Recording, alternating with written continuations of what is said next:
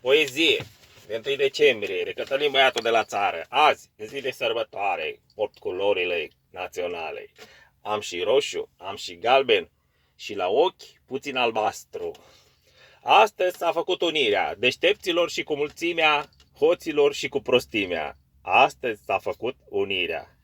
De mâine o să fim ca frați, nu o să vă mai fută alții.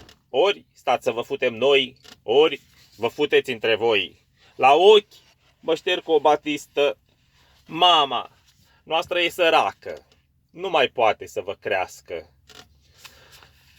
Hai, mergeți pe la vecini să aduceți niște țechini. Am lăsat o vorbă bună, să vă dea ceva de muncă. Noi, la căldură aici în casă, vă așteptăm cu minți la masă.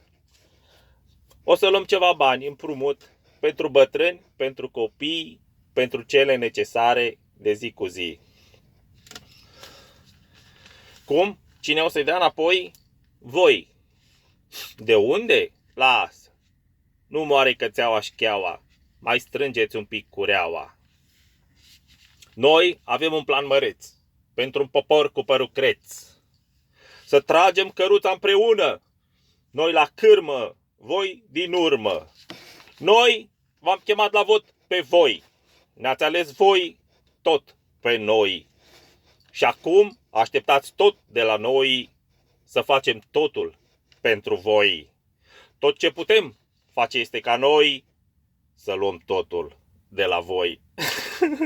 Și acum, în încheiere, frații mei, la revedere și la anul care vine, tot la noi să fie bine.